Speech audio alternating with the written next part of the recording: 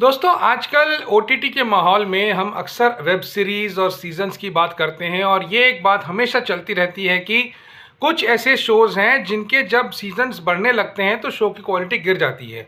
हालांकि हॉलीवुड में ये प्रथा बहुत पुरानी है और वहाँ भी ये प्रॉब्लम रही है कि बहुत से ऐसे टीवी शोज़ आते हैं जिनके सीज़न दर सीज़न चलते हैं और वो फिर बहुत कम ऐसे शोज़ हो पाते हैं जो कि सीज़न दर सीज़न अपनी क्वालिटी को बरकरार रखें।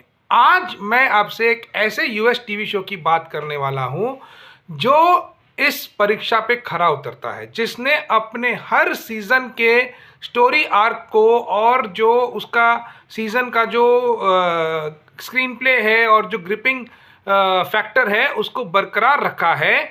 और ये उन्होंने 10 सीज़न तक चलाया है और पूरी की पूरी कंटिन्यूस कहानी है, 10 सीज़न तक तो चलती जाती है। और एक इतनी बड़ी जटिल और इतनी अतरंगी मायावी दुनिया रची है क्रिएटर जॉन बोकनकैम्प ने। जी हाँ दोस्तों, अगर आपने ये देखी है सीरीज़ तो आप समझ गए हैं कि मैं किसकी बात कर रहा हूँ। मैं बात कर रहा हूँ ब्लैकलिस्ट सीरीज़ की।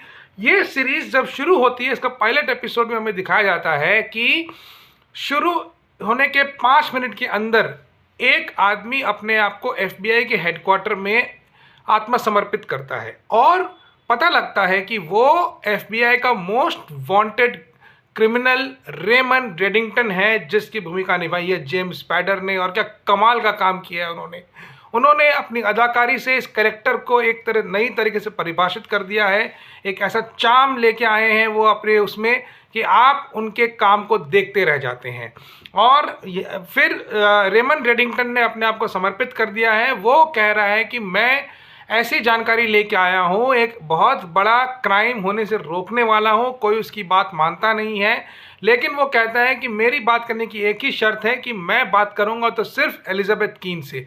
और वहाँ एफबीआई के ऑफिस में कोई एलिजाबेथ कीन को जानता नहीं, क्योंकि वो उस दिन ज्वाइन करने वाली है, उसका फर्स्ट दिन है। वो अभी तक उसने ज्वाइन भी नहीं किया है, वो अपने घर पे है, वो रेडी हो रही है। और वो कहता है कि मैं सिर्फ इससे बात करूँगा। तो फिर उसका पता लगा जाता है, उसको वहाँ लाया जाता है और वो फिर उसको कुछ ऐसी बात बताता है जिससे वो सच में जो उसकी इन्फॉर्मेशन थी वो सच्ची निकलती है और एक बहुत बड़ी किडनैपिंग को रोका जाता है। और इसी तरह वो धीरे धीरे करके इनको बहुत सारे क्राइम के सीक्रेट्स देता रहता है और अब बदले में उसने अपनी इम्यूनिटी एग्रीमेंट बना ली है।